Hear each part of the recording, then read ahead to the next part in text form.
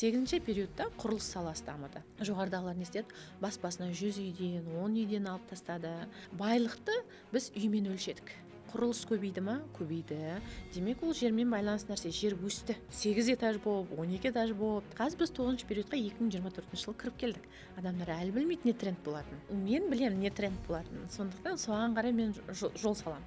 Бұрынғыдай ұрылар ұрлық жасай алмайды. Тек қана онлайн мошенничество жасауы мүмкін. Менің қызым өсіп келе жатыр, қандай направлениеде кеткені дұрыс, чтобы олар бақытты бай өмір сүру үшін. Жалпы адам бақытты бай өмір сүру үшін оның миы гибкий болу керек.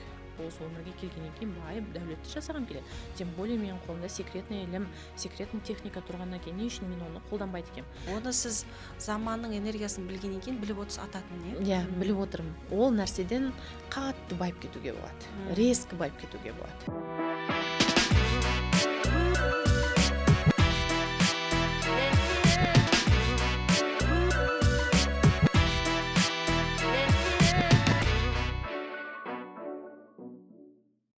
Сәлеметсіздер ме, қалайсыздар? Ирина ханымның каналының оқырмандары. Бүгін сіздермен біз фэншуйді жалғастыратын боламыз. Бүгін заман жайлы айтатын боламыз. Ирина ханыммен бірнеше күн алдым біз Бутаковкаға бардық. Одан кейін Талдықорғанға барған кезде мен өте қызықты ақпараттарды естідім заман жайлы. Соны бүгін ашқым келіп отыр. Бірге тыңдайық. Ирина ханым, қош келдіңіз. Алдыңғы подкасттан кейін өте көп адамдар фэншуйға қызығып жатыр. Бірақ фэншуй тек қана үйдің энергиясы емес, заманның да энергиясы деп айта кеттіңіз. Байғысы келетін адамның барлығы фэншуйді білу керек, заманның энергиясын білу керек дедіңіз. Өйткені үйдің энергиясынан бөлек заманның да энергиясымен адам жүретін болса байиды дедіңіз. Бұрын, помните, айтатын еді ғой, біздің адамдар адам өзгерді ма, заман өзгерді ма деп. Қалай ойлайсыз, адам өзгере ма или заман өзгере ма? Осы жайлы айтып өтсеңіз бірінші. Сәлеметсіздер ме, оқырмандар. Бүгін каналыма қош келдіңіздер. Біз фэншуйді бүгін толық ашайық деп шештік. Себебі Маржан ханымның өтініші бойынша сіз маған көптеген қызық информациялар айтасыз. Сонда басқаларға айтайық, сізді ашайын, осы информацияларды барлығы естісін деп сұраныс жасады. Мен өзім кездескен адамдармен қызықты ақпарат болу үшін осы әңгімелерді айтып жүрем, бірақ көп жерде айтпаймын ол нәрсені. Себебі өзім біліп тұрғаннан кейін или маған әдеттегі жағдай болып кетті ма, қалыпты жағдай болып кетті ма, бұл нәрсені көп айта бермеймін. Сондықтан да қазір Маржанға өте қызық болғаннан кейін оны және де басқа да оқырмандар да осы нәрсені білсін дегеннен кейін біз осыны ашайық дедік. Бізде жас кезімізде заман өзгерді ма, адам өзгерді ма деп сұрайтын. Негізінде заманның энергиясы өзгереді, соған сай адам да өзгереді. Ол нәрсенің барлығын бүгін саған факттармен айтқым келеді. Өзімнің бақылауымдағы себебі бізде мамандықтар бар. Ал мамандықтар өздері түрленіп отырады заманға қарай. Мысалы айтайық, бізде 7 периодтарға бөлеміз, кезеңдерге бөлеміз деп айтайық, адамдардың құлағы үйрену үшін. Оны біз 9 кезеңге бөлеміз. Әр кезең 20 жылға жалғасады.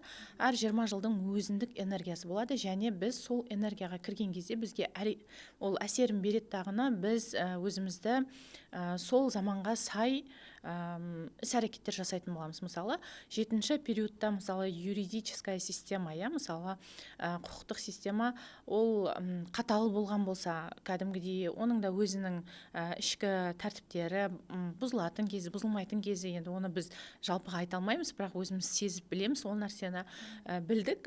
Бірақ қазір кезде юридическая система от периодына, 9-шы периодтағыны от периодына келген кезде онлайнға өтті. Бұл неге? Сонда адамдар өзгерді ме, адамдардың ой санасы өзгерді ме, или заман өзгерді ме деп айтамыз. Сондықтан да әрбір сала менің айтқым келетіні өзінің заманына сай өзгеріп отырады. Ал адамдар бұл ақпаратты не үшін білу керек? Бұл ақпаратты олар өздерін өмірде барлығымыздың мақсатымыз бай, дәулетті және бақытты болу, өзіміздің артта қалып кетпеу, ой санамызды дамытып отыру. Сол себепті де осы энергияны білсе, адам осы энергияға жараса, осы заманның талабына жараса өмір сүріп бастайды. Еш нәрсеге қарсыласпайды, ішкі жаңағы кедергілері. Мысалы, енді ол адам 7-ші периодта туылған болса, айтайық, 7-ші период бізде 1984-2004 жылдардың аралығында болды. Сол уақытта туылған адамдарды қазір миллениал деп айтасыздар. Сол миллениалдар сол кездегі заманға сай болып өсті, сол құндылықтарды бойына сіңіріп өсті. Енді келіп, олар зумерлардың заманы заманына түсті дейік. Зумерлардың заманы ол қазіргі от периоды. Сол от периодына келген кезде олар көп кедергілерге ұшырайды. Себебі оның ішкі қақтығысы, ішкі оның құндылығы түсінісе алмай жатады. Не үшін? Бізді осылай тәрбиеледі ғой, бізге жақсы оқысаң, мектепті жақсы бітірсең, сосын институтқа түсесің, бастық боласың, жақсы адам боласың, бай боласың деген сияқты айтты. Ал қазір келсек, ол нәрсенің ешқайсысы да жоқ. Сонда бізге өтірік уәде берген сияқты болып қалды дағыны. Ол адамдар неге бұның барлығы өзгеріп кетті деген сияқты түсінікке келіп, ішкі кедергісі пайда болады. Мен 5-ке оқыдым, мен осы дипломым бар, мысалы психологиялық дипломым бар шығар, иә. И қазір адамдар келеді дағын 3-4 ай курсты оқып алады дағын психологиялық диплом болса, солармен күресе бастайды. Бұның барлығы ішкі күрестер, ішкі қарсыластықтар. Оның қарсыласудың қажеті жоқ, себебі мына заманға сай энергия да өзгеріп, адамдар да өзгеріп отыратын болады. Сондықтан ол адамдар осы энергияға дайын болу керек. Ол қарсыласқаннан, оны кедергі болғаннан, осылай істейік, бұрын осындай болған ет дегеннен еш нәрседе өнбейді, соны айтқым келеді. Сондықтан да қазір кезде болып жатқан жағдайлар, әншілердің, актерлардың, елдің алды болғаны, ол блогерлердің құрметке ие азамат болғаны, соның барлығы кейде ішкі түсініспеушілікті тудырады. Как так? Не үшін олай болып жатыр? Олар оқымаған, сонда біз балаларымызды биге, әнге бере салайық онда. Я болмаса мына актерский мастерствоға бере салайық онда. Сонда біздердің де балдарымыз ертең келешекте жақсы болады деген сияқты ой қалыптасып жатыр. Бұның барлығы өшеді әлі, себебі 9-шы период бізге 2024 жылдан бастап кіріп келді, ол 2044 жылға шейін болады. Одан кейін басқа правилалар болады. Сондықтан мен қазірден бастап оқырмандарыма айтам, сендер бұл заман тұрады деп ойламай қоя салыңдар. Одан да балдарыңды қазірден бастап оқытыңдар, себебі бізде алда 1-ші период келе жатыр, су кезең келе жатыр.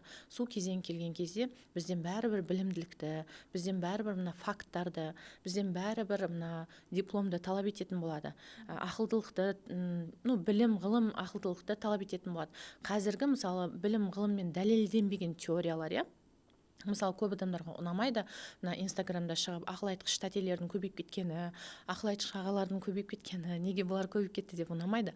Бірақ осындай дәлелденбеген білімдер қазіргі кезде кең жайылуы ол қалыпты жағдай, себебі бұл периодтың өзіне жараса ол энергиясы болып есептенеді.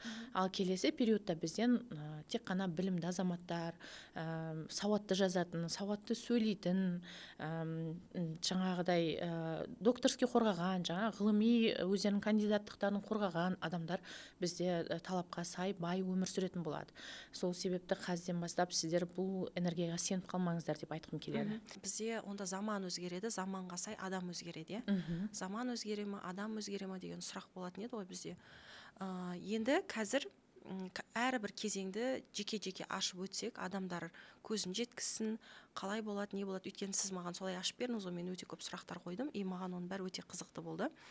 Бірінші 7-ші периодтан бастасақ, 7-ші период ол қай кезеңге сәйкес келеді? Ол кезде айттыңыз, жер элементі болды деп айтып қалдыңыз. Жер сату, алу, именно жері барлар қатты байыды, или там сол кезде менің даже әкем агрономиямен айналысып, сол кезде енді әкесі айтқан ғой, жер периодында болғаннан кейін осындай білім ал, ең бай адамдар сол болады дегеннен кейін менің әкем именно агрономияны оқыды, Қызылға бітірген, мектепті де, университетті Қызылға бітірген, бірақ келесі кезеңге сәйкес болып қалғаннан кейін мүлде жұмыссыз қалды, и как будто қайда менің ақшам, қайда менің байлығым деген сияқты. Оны мен өзім көзім жетеді сіз айтқан кезде, соны бір ойланып қалған едім.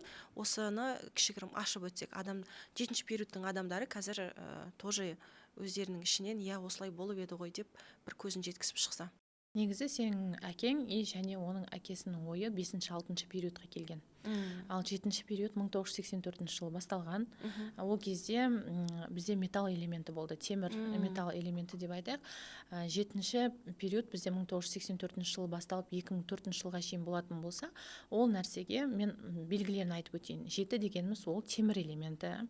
Темір элементіне кіретін жұмыстарға, профессияларға ол дәрігерлік медицина, мысалы темірмен жұмыс жасайды, хирургия болсын, ине болсын, және четкий правиламен жұмыс жасайды.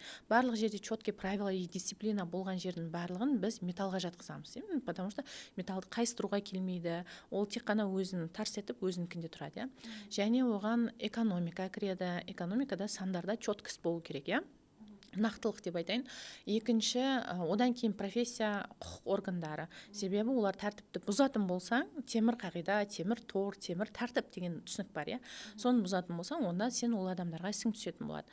Одан кейінгі тағы бір финансистер, медицина саласы, осы нәрселердің барлығы ол 7-ші периодта дамыды. Мұғалімдерге ше? Мұғалімдер кіре ме? Мұғалімдер кірмейді. Мұғалімдер ол 6-ші периодта дамыды. Ол 84-ші жылға дейін еді. Сондықтан оған шейін мұғалімдер үйретті, адамдарды заводтарға апарды, білім, ғылыммен жаңағы айналыстыра бастады. 7-ші период қайын кезде перестановка болды, өздеріңіз байқасаңыздар. 7-ші период ол 7 саны жақсы жұлдыз емес. Жұлдыздар 9 жұлдызды біз бөлеміз. 1, 8, 6 сандар олар жақсы жұлдыздар, және олардың периодтары келген кезде адамдарда тыныштық болады және даму болады. Ал жаман жұлдыздарға 7, 2, 5 жатады. Қазір біз 7-ші периодта 7 жұлдызы ол жақсы емес. Ол жерде ауызбен проблема болады. Негізінде 7 жұлдыз, жаман жұлдыздың периоды келген кезде адамдарға қиын келеді ол нәрсе. Қиын келді, ашаршылық болды. Перестановка болды, мына союз распадать етті дағыны, ол жерде адамдар жұмыссыз қалды. Мұғалімдердің барлығы жұмыссыз қалды. Енді 7-нің адамның денесіндегі дене мүшелерін айтып өтейін. Оған мұрын, ауыз қуысы, тамақ, өкпе, мынаның барлығы кіретін болады. Сол себепті де осымен проблема болады. Егер байқасаң, 7-ші периодта барлығы темір тіс салдырды, алтын тіс салдырды, жағдай жетпегендер күміс тіс салдырды. Оның барлығы жайдан жай емес, себебі ол біріншіден тіс және темір салдырды. Темір модаға айналды, сол кезде сәнге айналды. Екінші, 7-ші периодта адамдардың тамағы, ауызбен проблемасы болды. Ауызбен проблема ол ішімдікке салыну. Ол кезде көп жігіттер, адамдар ішімдікке салынып кетті. Одан қазір 2-нің бірі мен папам ішкен деп айтады сол кезде. Ұрды, сондай. Еще арақ сатқан адамдар байыды. Сол кезде байқасаң, қойға айыр бастайтын еді, спиртті басатын еді су құйып, немесе жаңа Қытайдан бір арақтар келетін еді. Арақтың продажасы енді күшті болды ол кезде. Одан кейінгісі тамақпен проблема, ауызбен проблема болғаннан кейін адамдарда көп ұрысу болды, келіспеушілік болды. Ол қалай? Саудагерлер, жаман сөздер айтты бір-біріне, рекеттер пайда болды. Мына күшпен тәртіпті орнатқысы келді, бірақ жаңағы заң жоқ болды. Заң бір перестановка уақытында заңмен не болған кезде енді барлығы біледі ғой, рекеттер пайда болды, олар өздерінің тәртібін қойғысы келді. Осы нәрселердің барлығы ол 7-ші периодқа келеді. Сосын дочь деген период болды деп айтып қалдыңыздар. Қазір осы 7-ші период осыған келеді. Сол кезде мысалы біздер 7-ші периодта мысалы уже кіргеннен кейін адамдардың ойы өзгеріп бастады. Заманның энергиясы әсер еткеннен кейін олар балдарын құқыққа бергісі келді, юридическийге бергісі келді. Сол кездегі самый күшті оқулардың бірі медицинскийге оқу керек, экономистке оқу керек, және юридическийге оқу керек, я болмаса военныйға бару керек деп айтатын. Балдардың барлығы армияға барды. Армияға барған адамдар құрметті болды. Армияға барып келгеннен кейін, периодқа түскеннен кейін, 90-шы жылдардан кейінгі өзгеріске түскеннен кейін олардың барлығы рекет болды, жаңағы армиядан күшін неғып тасып келгендер. Қыздардың барлығы жаңағы погондағы жігітке тұрмысқа шыққысы келді, экономист жігітке тұрмысқа шыққысы келді, или болмаса юридический оқыған десе тұрмысқа шыққысы келді. Вот сондай нәрселер болды. Енді әйел кісі бәрібір материальный ғой, қанша айтқанмен. И сол себепті де және 7-ші периодтың біз туыстық қатынасқа бөлеміз. Туыстық қатынасқа бөлгенде, мысалы 1 деген сан ол бізде ортаншыл болса, 2-ші сан ана, 3-ші сан бізде үлкен ұл, 4-ші сан үлкен қыз, 5-ші ол 5-ке онша көп қадалмаймыз, 6-ші әке, 7-ші ол кіші қыз болып есептенеді. Оны кіші қыз деген 8-ші кіші ұл болады, оған да келеміз әлі. Қазір 9-ші период ортаншы қыз. Не үшін біз олай бөлеміз? 7-ші периодта егер байқасаң модельдер пайда болды. Модельдерді сондай конкурстар, қыздардың конкурстар көп болатын еді, конкурс красоты. И содан сол жерде бір кукла сияқты болып қыздар шығатын еді, әдемі болып. И көбіміз кукламен ойнайтын едік та, киімдеріміздің барлығы да кішкентай қыздың киімдері сияқты еді. Мысалы пышный юбка или мысалы қысқа юбка, көзімізді көкке, ернімізді розовыйға бояйтын едік. Жасыл теңдер, андай. Иә, шаштарымызды мындай кукланың шашындағы үлкен қылып қоятын едік. Осының барлығы 7-ші периодта барлығы кішкентай қыз сияқты болғысы келді, түрі. Енді өзің байқасаң, қазір бізде 9-ші периодта ортаншы қыз болғаннан кейін көбісі ортаншы қыз ол 15 жас пен 30 жас аралығындағы әйелдер болып есептенеді. Енді барлығы қарасаң, кішкентай қыздарда боянып 15 жасқа ұқсағысы келеді, 40-тағы әйелде боянып 15-30 жасқа ұқсағысы келеді, 20. Даже солай көрінеді де ғой қазір. Солай көрінеді де, соған ұмтылады да, киімдерді дәл солай болады. Мысалы, қазір бізде 40-тағы біздер апалардың киімін кимейміз бұрынғыдай. Біздер қазір 30 жастың, 25 жастың қыздардың киімін кигіміз келеді. Сол себепті бұның барлығы. Ал 8-ші периодта ол кіші ұл дедім. Енді өзің есіңе түсір, 8-ші периодта біз қандай киіндік? Ұлдар сияқты шалбар киіндік, шашымызды қысқай. Шалбар қатты тренд кетті. Иә, сосын ішімізді ашып алып, жаңағыдай неше түрлі ременмен шалбар кидік. Сосын ботинкаларымызда жаңағы ұлдарский болатын, прическамызда постоянно каре болатын, немесе под мальчишку болатын. Сол үшін қандай заман келіп, энергиясы келген кезде адамда соның сәнге айнала бастайды сол нәрселер. Каприлар кидік кішкентайымыздан бастап, шортилар кидік. Мен өзім енді өсіп келе жатқан кезім, ол 8-ші период, ол 2004-тен кейін басталды. И сол жерде шалбар киюмен өттім менің студенттік өмірім почти. Және де сол өзіне жараса түстерде сәнге айналатын болады. 8-ші периодта, например, қыздардың көбісі шашын сарыға бояғысы келді. Жер элементі, ол мен сәл алдыға кетіп қалдым, бірақ оның барлығын алып келем. 8-ші период бізде 2004 жылдан басталды, 2024-ке шейін кешеге дейін келді. Сонда барлығымыз жер элементі сары түспен белгіленеді. Сондықтан бәріміз пёршка қылдық, шашымыз сарыға бояғымыз келді. Ал қазір 9-ші период ол оттың қызыл түс болғандықтан, қазір кімді байқасаң да барлығының шашында рыжаватый, красноватый оттенок болады. Кімнің шашын қарама. Қазір әлі де хит болды, ол еще хит болады. Сол себепті әр периодқа жараса сондай нәрселер тренд болып отырады.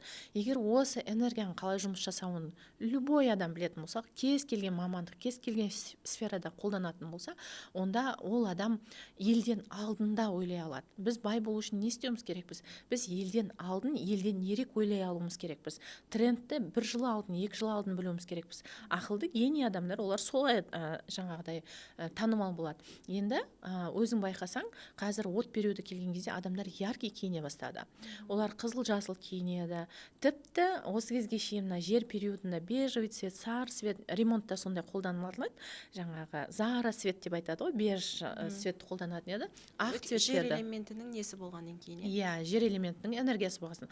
Қазір 2024-ке өткеннен бастап қызылды жасылды кафельдер пайда бола бастады. Қызылды жасылды люстралар, розовый цветтер көп трендке кіре бастады.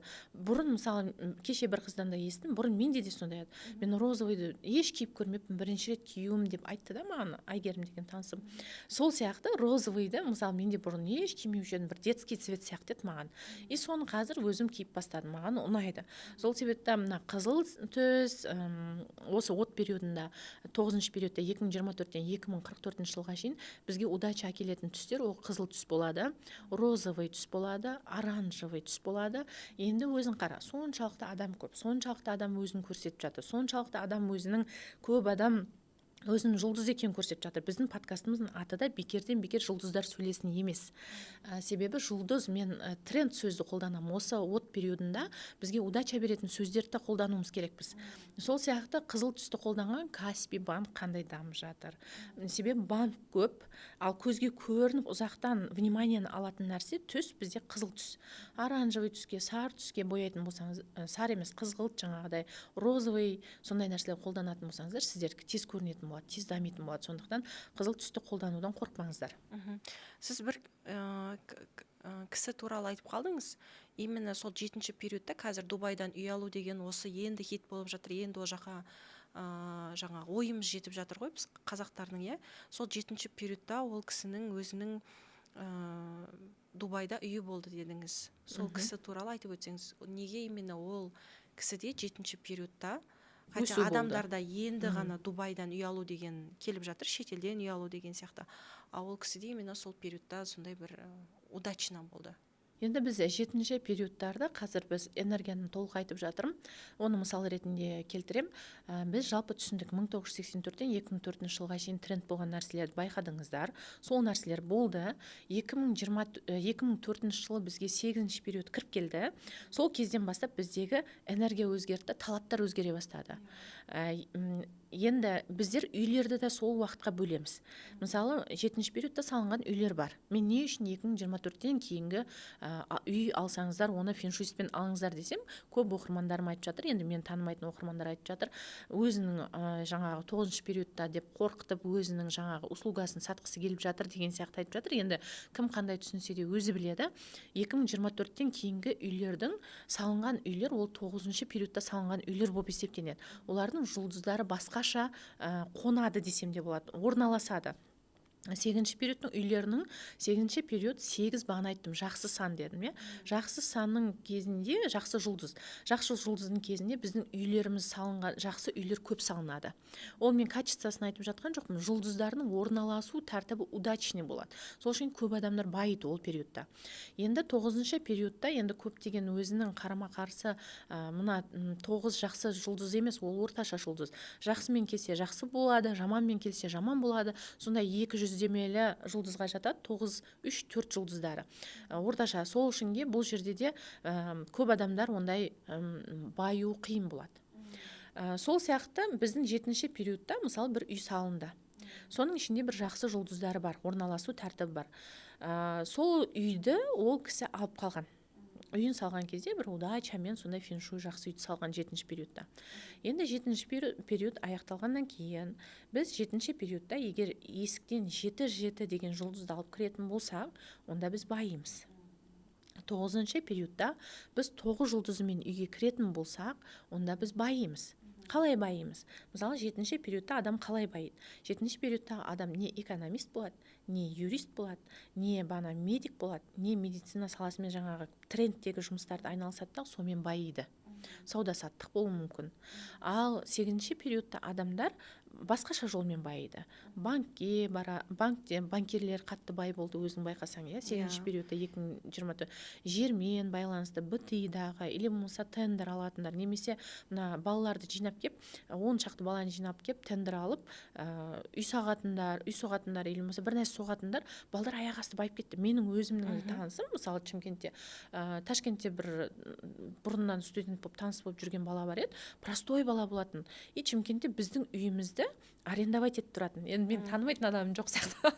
Ол Шымкентте біздің үйді арендовать етіп тұратын. Сол бала резко бір 10-20 шақты баланы жинаттан Шымкенттен үй салып бастады ма, или біреудің жаңағы партнер болды ма үй салатын жерге, ол кәдімгідей күшті байып кетті. Біз ойламадық ондай байиды деп ше, енді ойламайсың ғой. Оған бірақ айтайық, енді шындап келгенде бір күшті оқып бір білімді жігіт емес еді. Сол үшінге біз таң қалдық. Мысалы, мынандай удача келсе осындай адамда байиды екен ғой, мысалы білім қажет емес екен ғой деген сияқты сондай нәрселер біздің түсінігімізге келді. Сол 7-ші периодта ол адамның үйі 7-7-мен кірген. Сол кезде ол адам қатты байыған. Енді 9-ші периодта егер сіздің үйіңіз 9-бен кіретін болса, сіз жұлдыз боласыз, сіз онлайныңыз дамиды, сіздің инстаграмыңыз дамиды, сіз блогер боласыз, немесе әнші боласыз, сол жағынан байисыз. Мен жаңа басқа нәрсе жасап байып кетесіз деп айта алмаймын, осы периодтың мамандығымен айналысу керек. Онлайн арқылы, Иә, онлайн. Каспи, Wildberries дегендерде қатты дамыды мысалы, Иә, олар туралы да тоқталып өтем, себебі Каспи, Wildberries'тардағы біріншіден онлайн торговля, сауда-саттық онлайнға өтті. Екіншіден, келесі периодтың бір жұлдызы ол жеткізу. Су ол тез жүру, жеткізу, сол екеуі біргелікте болып жатыр. 9-ші периодта мысалы бір адамның есігі 9-9-дан ашылған болса, қазір кезде біз любой бизнесімізді онлайнмен өткіземіз. Және онлайнға болды, сен инстаграмыңды ашып қойдың болды емес, біз әрдайым жарқырап көрінуіміз керек. Біз не билейміз, не сөйлейміз, не күлеміз, не тренд түсіреміз. Біз адамдардың көзінде боламыз. Сол кезде ғана біздің товарымыз өтеді. Ол ашып қойған барлық адамдікі жүріп кетіп жатқан жоқ, онлайнды қосты мекен деген сияқты. И сол кісі 7-7-мен кірген, 8-ші период келген кезде 7 жұлдызы жаман жұлдызға айналған. Ол тек өзінің периодында ғана өзінің жақсылығын береді. Сонда ол бүкіл дүниесін жинаған 8-ші периодқа келген кезде күйеуі істі болады, барлық ақшасының барлығы жаңағы істі жабуға кетеді. Осындай проблеманы жабам деген кезде енді бұлар бар мал мүлкінен айырылады. Себебі уже проблема проблема создавать етті. 7 жұлдызы өзінің 20 жылдық периодында саған удача берді. 8-ші период келген кезде 7 жұлдызы жаман жұлдызға айналды. Қарама қарсы болып. Иә, ол өзінің периодында құдай етті. Өзінің периодында ол не деп айтады біздер, господин деп айтамыз, жаңағы өзінің периодында патша. Өзінің периодында мысалы 7-ні қолданған адамдарға ол өзінің удача сыйлайды, өзінің жаңағыдай несін, жақсы энергиясын береді. 7 келіп 8 келгеннен кейін 7 уже хозяин 8 болды. 8 болғаннан кейін 7 өзі түсіп қалды. Сондықтан ана есік қалып кетті, сол бойы 7-7-мен кіретін есік. Олар оны білген жоқ қой. Уже 7 жұлдызы проблема келеді. 7 жұлдызы бізге көп проблема келеді. Өсек, интрига, сен біреуге бір нәрсе деп айтасың, бірақ ол сөзіңді бұрмалап алады. Сатқындық, ауызбен проблема ғой барлығы, иә. Одан кейін соттасу, одан кейін бана темір тәртіпке шақыру деген сияқты. Осы 7-мен байланысты проблема болған кезде ол адамда ол барлық мал мүлкін сатуға тура келген. Болмаса 7-нің периодында ол кезде Дубайда ешкім үй алуды ойламайды. Соншалықты ақшасы көп, Дубайдан үй алып қойған кезде соны айтады, мен әлге дейін өкінем, сол кезде Дубайдағы үйді сатпауым керек екен, бірақ сатуға біз мәжбүр болдық деп айтады. Адамдардың ойында Дубай деген нәрсе жоқ кезде бізде сол жерде үйіміз болатын еді. Сондықтан да мен айтайын дегенім, енді барлық адам бағана айтып өттім, бай болғысы келеді, проблема болмағанын қалайды, иә, жақсы өмір сүргенді қалайды. Сол үшінге менің мұртымды балта шаппайды екен деп отыра бермей, соған минусқа кетіп жатыр ма, уже оның проблемасын, себебін іздеп, уже өзгерту керек болады. 7-ші период. Енді 8-ші период туралы сөйлесек, бұны сіз жаңағы кіші бала дедіңіз, иә? Кіші ұл. Кіші ұл дедіңіз. И бұл кезде 2004 пен онда 2024-тің аралығында болады бұл период.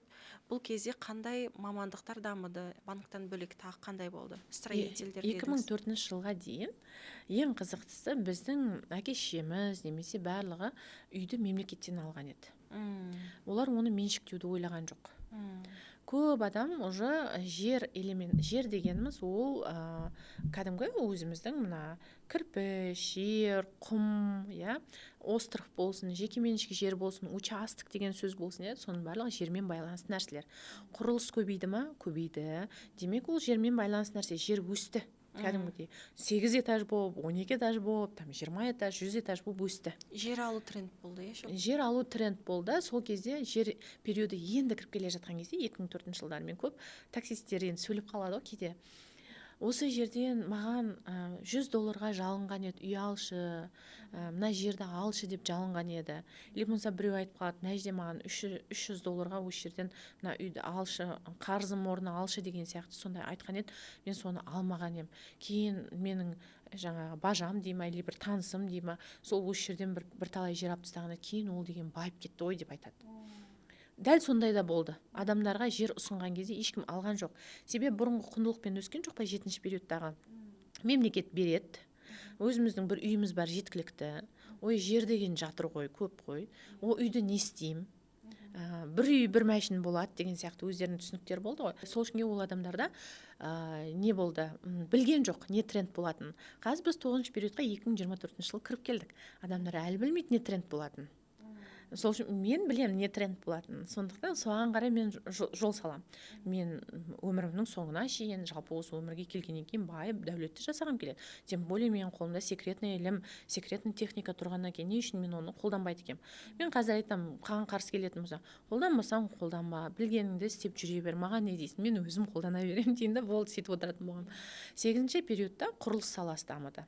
Одан бөлек жерге бір нәрсе түсетін болса, ол ішіне жоғалып кетеді. Мысалы, алтын сырғамыз түсін, бір затымыз түсін, жердің ішіне жоғалып кетеді. Жер қызғаншақ болады, тек иемденуді ойлайды.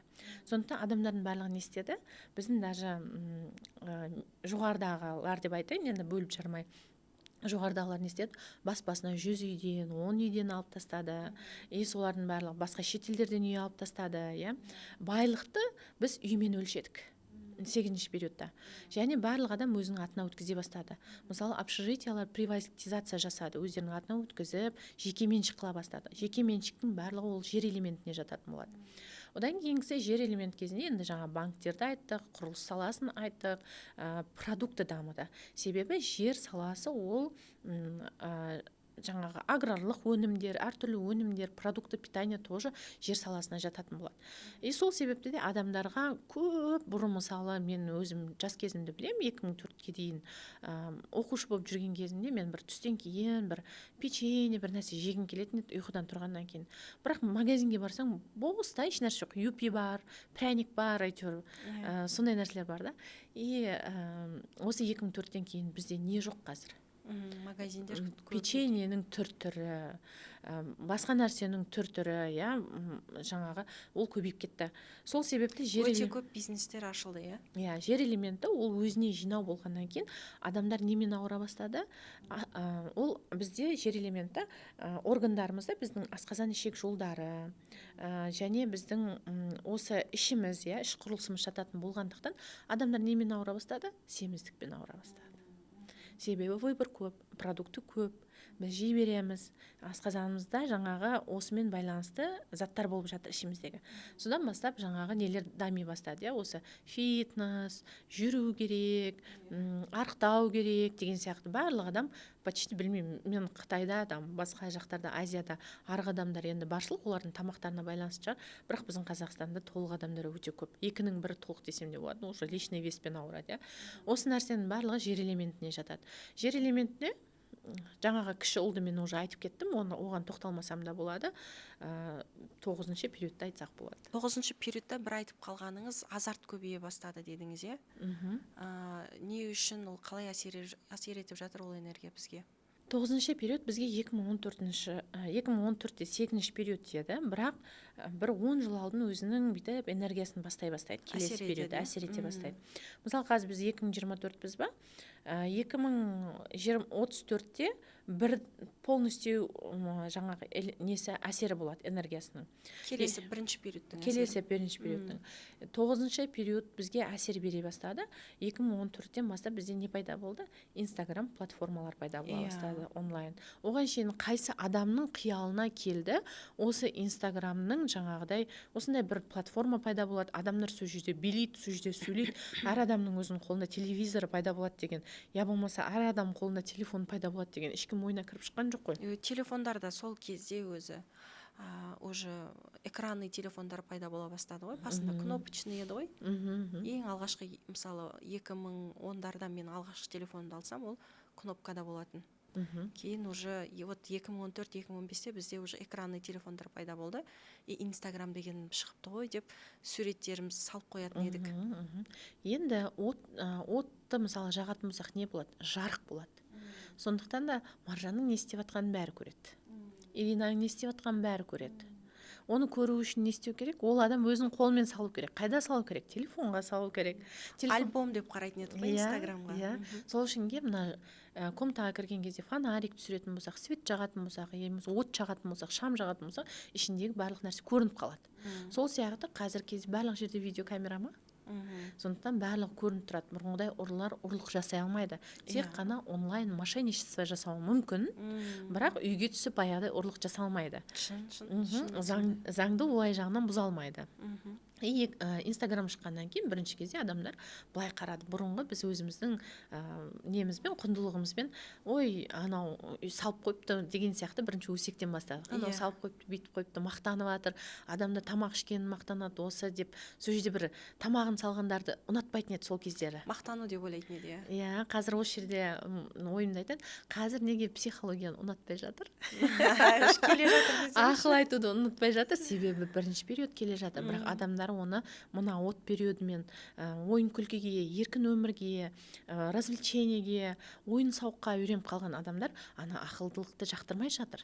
9-шы период это развлечение. 9-шы период мысалы от, ол мына жерде от болып жанады ғой бір нәрсең. Қай кезде сен эмоцияң от болып жанады? Қуанған кезінде. Сол үшін адамдар өзін қуантқысы келеді. Өзін жаңағыдай барлық нәрсесін еркіндікке, отты қойып жіберсең еркін жанады. Сол үшін олар еркіндікке ұрынады. Барлық тапқан таянған жаңа неде демалуда қазір, Саяхатқа Қатонқарағайда жұмыс. демалуда, барлығы семьясымен машинасына отырып алып бүкіл Қазақстан Қатонқарағайға бару керек. Бір жерде шығатын болса, бір жерде әдемі нәрсе пайда болатын болса, сол жерге адамдар барып көру керек. Инстаграмное место деген шыққан, ол Иә. от әдемі емес па? Отқа қарап отырсаң, ол әдемі завораживает, сені өзіне тартады. Сол үшін бізге әдемі қылған жерге бара береміз. Тауға барамыз, еркіндікке барамыз, мына жерімізді қуантқымыз келіп тұрады. Сосын состояние деген сөз шықты. Әрбір периодқа жараса өзінің сөздері де болады. Состояние, не ол состояние? Сенің состояниеңді келтіру үшін сен брендовый күшті нәрселерді алу, ол деген қуанту ғой. Иә, бренд деген өзіміздің Қазақстанды алып қарасақ, осы кезде басталды ғой, осы 9-шы период. Оған дейін Луи Витон деген сөзді, например, білмейтін де едік қой, біздің әке-шешеміз ондай сөзді әлі де білмейтін шығар. Иә, оған қарамайды да еді ешкім. Әлгіше мен сияқтылар, жаңа бұрын құндылықпен жүретіндер оған қарамайды.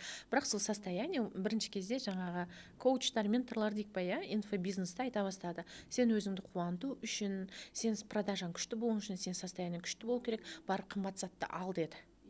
Вот осы жақсы жерде тұр, әдемі жерде тұр. Иә, барып кофе іш дейді, Есентайды барып арала дейді, бай болғың келсе, соны көрсет дейді. Оның барлығы сенде мына жерде қуаныштың пайда болуы, иә. Сөйтіп осындай бүйтіп қуаныш состояниесінде жүргісі келеді, адамдар қайғырғысы келмейді. Екіншіден, қайғыру дегенде эмоция. Эмоция, мысалы, неге қайырымдылық көбейіп кетті? Мына адамды жылатып қояды да, не істейді? Қуантады. Мына жерге 10 мың теңге береді, мына донерді 5 рет істеп жейтін болсаң дейді дағы, не істейді? Қуантады. Адам барлығы мына жерде отырады, ой бұл бейшара анана деп отырған кезде, анаған ақша берген кезде қуанып кетеді барлығы, иә.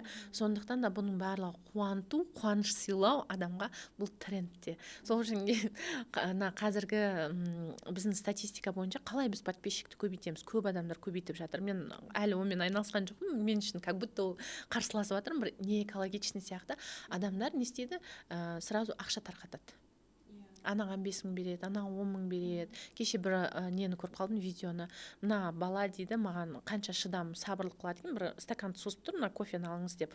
Мына адам мына жерде 1000 теңгеден санап отыр.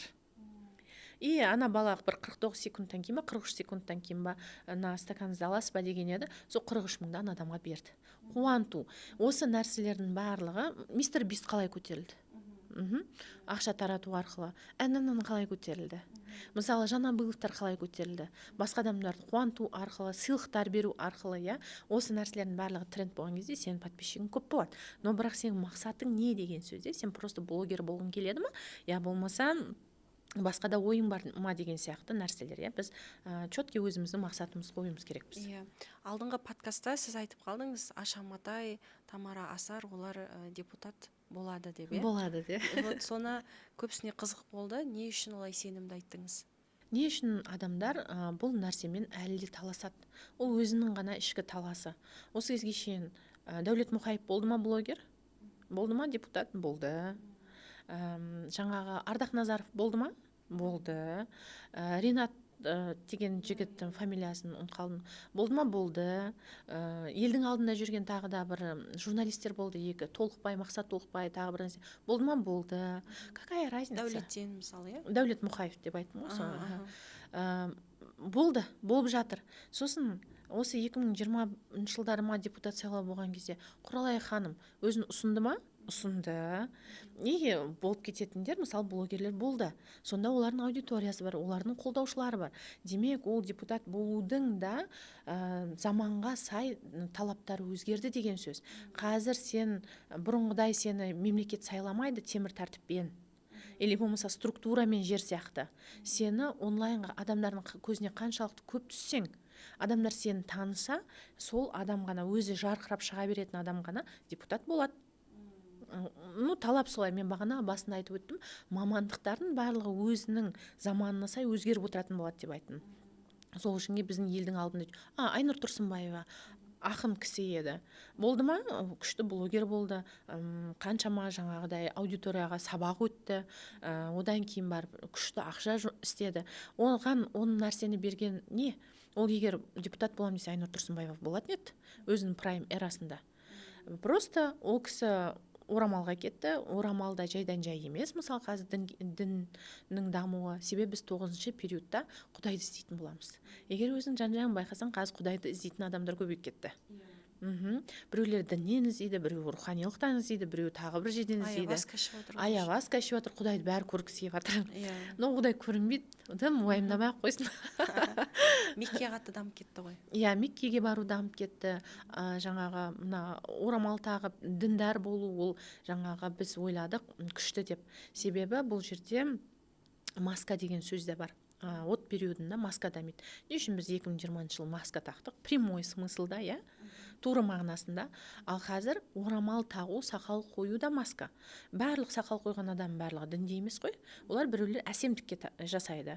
Мысалы, бір қыздардың әсемдікке орамал тағады, иә, деген сияқты сондай нәрселер болды. Сол үшінге Айнұр Тұрсынбаева әнші, ақын бола тұрып, қазір елдің құрметіне иеленді кезінде. Қазір де бар шығар, иә, мен просто ол кісіні қарамайтын болғасын білмеймін. Сол себепті кім елдің алдында болатын болса, сол адамдар депутат болады. Тіпті Зеленскийдің өзі президент болған жоқ па, актер? Оған ешқандай таңғалудың қажеті жоқ. Сол үшін мен соған уверен айттым, что ол кісілер болады. Олар жайдан жай ол жерге келген жоқ. Түсінікті. Енді 9-шы периодта қазір менің қызым өсіп келе жатыр, көп адамдардың немересі бар шығар, қыздары бар шығар, бала шағасы бар шығар. Бұл енді 2024-те кіріп келсе 2044 жылға дейін жалғасады екен, иә. Қандай мамандықтарды иесі болған дұрыс, қандай направлениеде кеткені дұрыс, чтобы олар бақытты бай өмір сүру үшін? Жалпы адам бақытты бай өмір сүру үшін оның миы гибкий болу керек. Барлық нәрсеге үйренісе береді. Мысалы, бір адамдар бар, баяғы СССР-ді аңсап жүрген. СССР уақытында қалып кеткен адамдар бар. Сондай кезде сондай болып еді. Бір адамдар бар, Назарбаевтың дәуірін аңсап жүрген. Жаңа Нұрсұлтан Назарбаевтың кезінде бұндай емес еді деп. Бір адамдар бар, әлі келмеген өмірді аңсап жүрген адамдар бар. Мысалы, сенің осы дәуіріңе жараса, сен гибкий болуың керексің. Сенің ойың жаңағыдай гибкий болған кезде сен барлық нәрсені қабылдайсың тез. Қабылдамай жатқан сен ғанасың, басқа ешкім емес. Оның да зардабын шегіп жатқан сенсің қабылдамағаның. Сол үшінге сенің мақсатың өзіңді алып шығу. Сол үшін мен бір профессия болсын деп айта алмаймын. Әркім өзінің профессиясын жасай берсін. Бірақ осы тренд нәрселер, мысалы онлайн қосу керек па, қоссын, билеу керек па, билесін. Ән айту керек па, ән айтсын. Депутатқа барғысы келе ма, қорықпастан барсын. Тоже әңгіме айтып қалдыңыз. Әдемілік дамиды деп. Әдемілік дамып жатыр дедіңіз. Иә, сұлулық дамиды. Мысалы, қазір қатты дамып кетті. Ерін жасату деген, мысалы, осы жылдары тренд қой қазір, әлі күнге дейін. Не жасату? Ерінді жасатып атады. Ол баяғыда тренд болды ғой уже. Блефара жасатып атады. Осы 2020-дан бастап қатты пропаганда болып кетті ғой енді. Шаш егу, мысалы, неше түрлі нәрселер пайда болып жатыр. Даже косметология саласы да дальше дами береді. Не үшін? Себебі отқа қараған кезде бағана бір сөзімді айттым, әдемілік дедім. Сені завораживает. Сол үшінге бізде картина саласы дамиды. Картина сызатындар. Бір кісі бар, атын ұмытып қалдым. Мен ол кісіге подписымын, ол өте яркий картиналар сызады. Ол кісінің картиналары өте дамитын болады. Сосын қазір картиналарда әртүрлі түстерді, яркий түстерді қорықпастан қолданады. Ол да жақсы. Және де әдемілік дамиды. Бәріміз әдемі киінгіміз келеді, әдемі болғымыз келеді. Және сұлулық салалары, сұлулық не дейді, салоны дейма, сол дамитын еді. Сосын суретке түсу дамиды. Сол үшін мына оның себебі неде екенін айтайын. Оның себебі бағана айттық, 7-ші периодтағы ол ауыз қуысы, өкпеге дейін дедік, органдары. Жерде жаңағы ішкі асқазан құрылыстарымыз дедік. Сол кезде асқазан құрылыстарымыз кезінде қандай ауру болды тағда? Рак ауруы пайда болды сол кезде. Онкология деген сөз сөзде пайда болды. Себебі өсіп шығады бір нәрсе жердің ішінде. Ол көбінесе байқасан, көбісінде асқазанда, ұйқы безінде, ішек жолында, сол ішінде болды негізінде. Сосын 7-ші периодта қандай ауру көп болған білесің ба? Туберкулез ауруы көп болды. Сәл нәрсе болса, көп еститін едік, және соған қарсы бізге жаңадай укол ұратын еді, егетін еді, екпе егетін еді. 9-ші периодта біздің органдарымыз, ол көз, ол жүрек, ол қан. Енді қара, қазір қандай аурулар көбейді? Қан ауру көбейді. Маған уже 2 клиент жазды. Мен өзіме жазған адамдарды айтам, менің жас балам там қан ауруымен ауырып жатыр деген сияқты. Мен оның диагнозын, медицинский термин білмеймін. жүрек аурудан адамдар қысылып инсульт болып ауырып өліп қалып жатыр ма? Жастардың өзі өліп қалып жатыр. Бұрын бір үлкен кісілер өлетін сияқты еді жүрек ауруымен. Қазір жүрек ауруымен көбісі қайтыс болатын болған. Одан кейінгісі көз ауруы. Көзді операция жасайтын болды. Катаракта деген дамып кетті. Катарактадан бұрын блефаропластика дамып кетті. Себебі біз көзімізді шұқып жатырмыз, өліп, оны әдемілегіміз келіп жатыр ғой көзімізді ше. Сол үшін мына көзбен байланысты очки тағатын адамдар көбейіп кетті. Сол үшін осымен байланысты проблемалар болады. Қан, жүрек, көз, қазір есіме түсіп тұрғандар солар. Себебі қызыл. И сол үшін адамдар осы нәрсені білгеннен кейін, демек оның фен шуйын дұрыстау керек. Не үшін? Себебі сосын психикалық аурулар көбейеді. Жаңа азартқа келетін болсақ, ұмытып кетпейік осы нәрсені. Себебі психикалық ауру не үшін? Эмоция слишком көп. Сосын сен депрессия деген сөз осы заманда пайда болды ғой. Иә, себебі сен ананы қуанамай атсың ғой. Бөлдік қой, қуанбаса депрессия. Бір адам жаңағы қарап өмірін көрсетіп жатыр, әдемі өмірін, сенде жоқ болса сразу депрессия. Бәрін көзбен көріп отырсың еще, телефон арқылы. Сол себепті көз болғаннан кейін барлық жерде көз не бар? Қалалар жарық, барлық жер жарық, барлық жер көрініп тұрады. Мында қуыс-қуыс баяғы қараңғы жерлер жоқ қалалардың ішінде. Тіпті біздің ауылда свет болмайтын, уже свет бар. Сосын барлық жерде камера, подъездеде камера. Бір нәрсе істесе сразу көріп қояды. Үйдің ішінде де камера, садиктің ішінде де камера, мектептің ішінде де камера. Осының барлығы бақылаушы көздің белгісі болып есептенеді. Біздегі көздің белгісі. Және осы бағана психикалық ауруға қайтайық. Психикалық аурулар дамиды. Себебі біз өзімізді слишком көп эмоциялармен ішіміз тревожный халдеміз. И сондықтан да мына қуанайын десең қуана алмайсың, қуанбайын десең ішің бір нәрсе болып жатыр.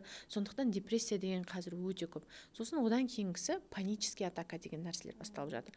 Панический атака негізі осы депрессия деген нәрселер, олар келесі периодта қатты дамиды. Бұдан да қатты дамиды. Сол себепті бізге психология келеді. Психология дамиды, бірақ психология қазір емес. Сол үшінге бір жағынан талап дұрыс шығар, дипломы бар деген. Егер психологияға қызығатын қыздар бар болатын болса, қазірден бастап сол саланы ұстағысы келетін адам болатын болса, онда қазірден бастап бір дипломдарын алып, тапсырып, сол талаптарды орындай берсін. Егер мүмкіндік болса, жаңа докторский, кандидатскийларын қазір жақтап қойсын. Себебі келесі периодта ол адамдар керек болады. Ол сала дамиды. Қазіргі кезде ол сәл ақсап тұр, сәл шарлатанствомен попахивает. Почему? Потому что от деген лап еткен нәрсе ғой. Оттың ішінде еш нәрсе жоқ қой, не жанып жатқанын білмейсің. Ағаш бар, ағаш жанған кезде, бірақ оттың ішінде не жанып жатыр? Ауа бар ма, не ол? Сол үшін иллюзия көп, мошенничество көп, мошенниктер көп. И сол себепті де қазіргі психология иллюзивный. Сол үшін адамдар сенбей жатыр. Біз бір-бірімізді сеземіз ғой. Ал келесі психология четкий болады. Психологияның четкий направлениесі болады. Сол үшін қазірден бастап дипломдарын алып, дайындала бергендері жақсы, егер психология саласына кетем дейтін болса.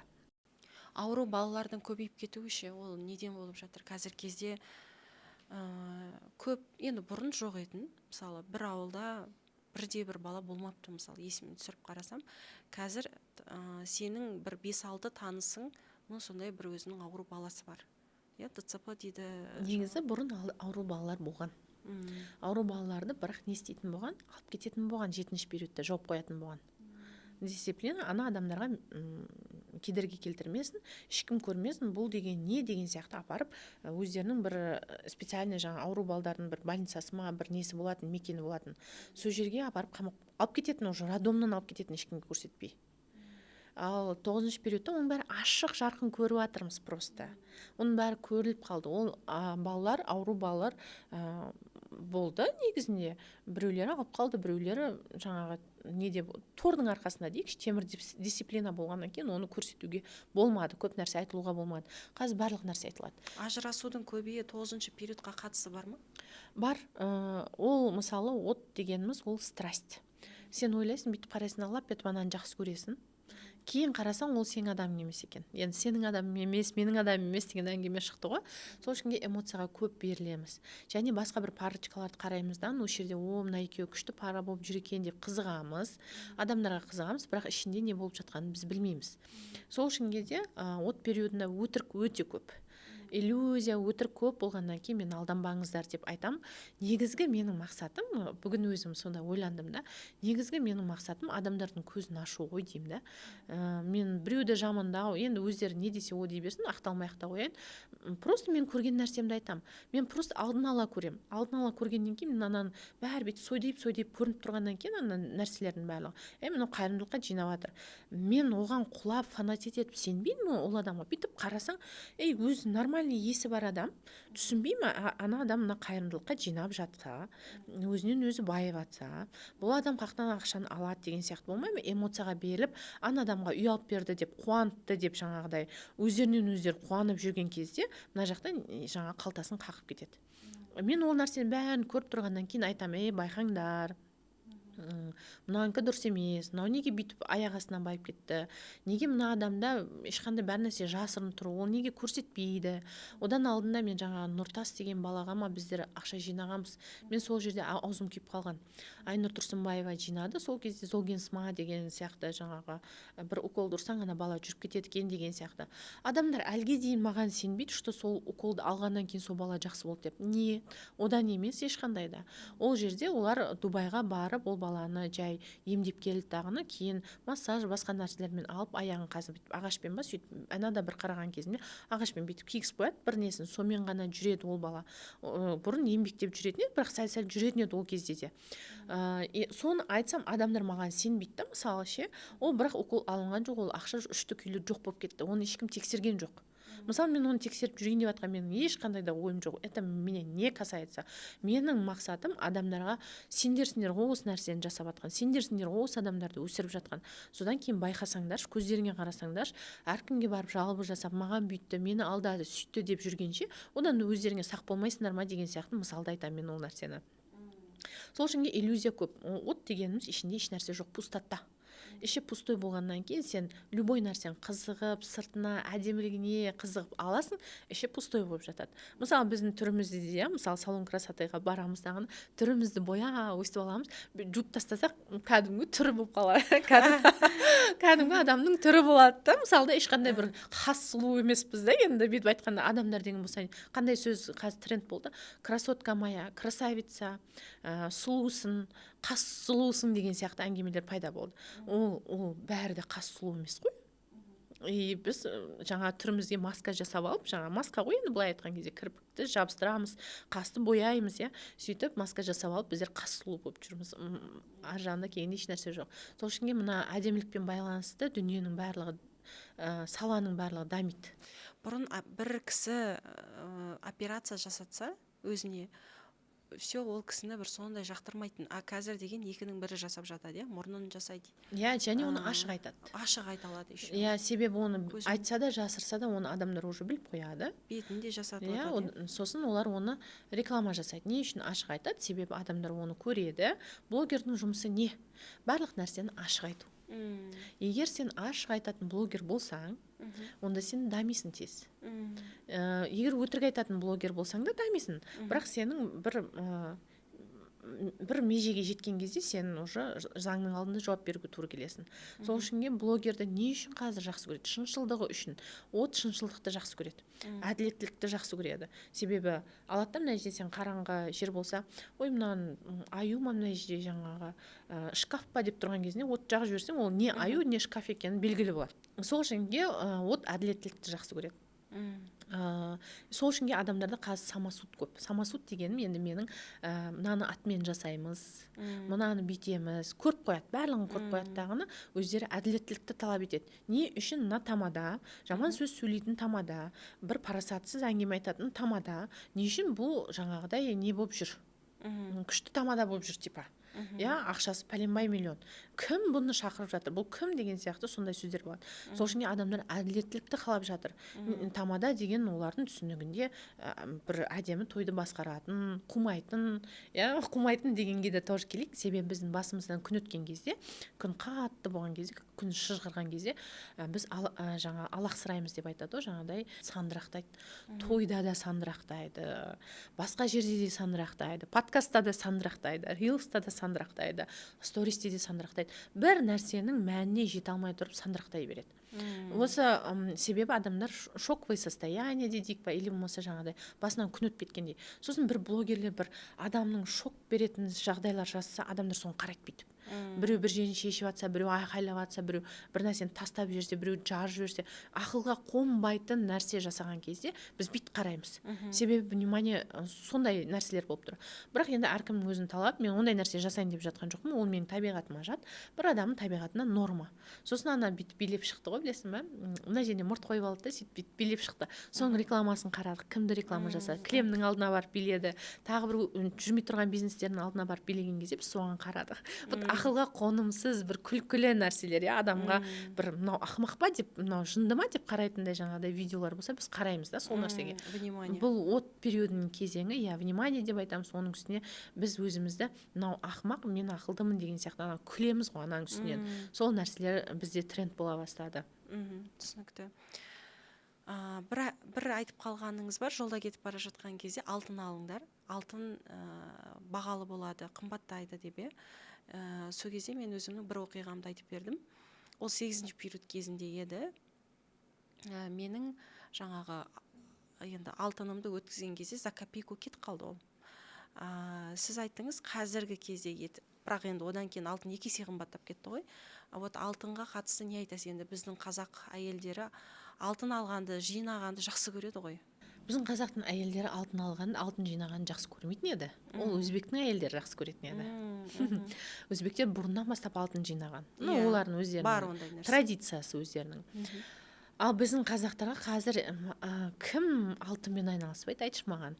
Қытайдың алтыны, түріктің алтыны, Италияның алтыны деп, Дубайдікі деп, соның барлығын алтынмен әшекелеп, анау жаңа өзіне қарату керек қой, жылтырақ. Енді жылтырақ па? Жылтырақ. Сосын оттың өзінің салалары бар. Бана дамитын салалары бар. Ол нефт дамиды. Электричество саласы дамиды. Электриктар жаңағы электрический машиналар шығып кетті. Машиналар бана ауадан айналатын, электр қуатын алатын сондай нелер шықты. Я қазір Қытайдан Өзбекстанға тасып жатқан көремін де жолда жүрген кезде. Электрик, сосын нефт дамиды деп айттым, я. Одан кейін авиация саласы дамиды. Авиация саласы өзің байқасаң бұрын адамдар автобуспен жүретін. Қазір аэропорттың өзі автовокзалға айналып кетті ғой, былай қарасаң ше. Аталар да, әшелер де, апалар да сөйлеп жүреді барлығы. Сол үшінге авиация саласы дамиды. Егер сол алтын дамиды, себебі алтын жылтырақ және ол оттың белгісіне ұқсайды, жанып тұрады. Бұрын алтынды ешкім онша мына торыққа қояды ғой, жаңағы ненің торықтар болады ғой, акционерді қойған кезде оған ешкім мән бермейтін.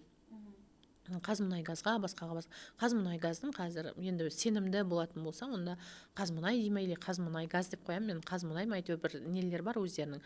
Соларға акциясынан алып қойса болады. Алтынға салса болады.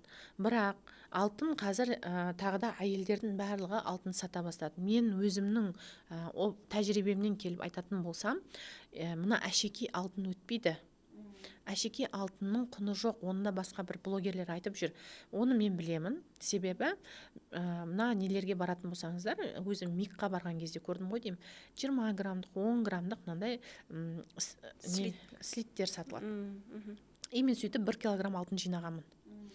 И 1 килограмм алтын жинадым, бір где-то 2 миллионнан еді ол кезде, 20 мың теңгеден шығар, 1 килограммды егер мен 20 миллионға алған болсам, жинап алған болсам, оны үй алатын кезде мен 30 миллионға саттым. Бір жылдың ішінде солай көтерілді. Қазір граммы қанша екен білмеймін, 50 мың, 70 мың шығар, шамасы шығар. Сол үшінге әлі де кеш емес, алтын жинаңыздар деп айтатын ем. 2044 жылға дейін алтын пока тренд болады. Иә. Ол еще өседі. Мысалы, қазір сен алып қойды, алтынды, акциясын алып қойды, ұмытып кет. Өзі өседі, түседі, бірақ сен тревожиться етпе, оны қарай беріп. егер саған мына жерге салып мына жерден ұтам дейтін болсаң, онда сен азартқа кіресің. Бана азарт айттым, ол адамның эмоциясында ойнау. Азарт дегеніміз ол трейдинг саласы, ол азарт. Оның өзінің психологиясы шығады әлі. Себебі анадан страдать еткен адамдардың бәріне психологиялық помощь керек. Оны кім береді? Сол үшін де адамдар қазір психологияға сенбей жатыр, иә. Біресе былай дейді, психологияға барын дейді, біреу айтады, иә. Біреу айтады, психологияға барма, керек емес дейді, иә. Кеше кімнің көбісі әркім өзінің несімен түсінеді ғой, енді өзінің ой деңгейімен түсінеді ғой. Бірақ барлық адамға психолог керек болады, себебі адамдарда психический заболевание көп болады. Уже депрессия, стресс, апатия, одан кейін жаңағы психикалық ауытқулар, панические атаки, мысалы мына балдар ауруларға да психологиялық поддержка керек, орталықтар керек, иә, мысалы орталықтар болады. Тағы түрлі салада, мысалы семейный психологтар керек болады.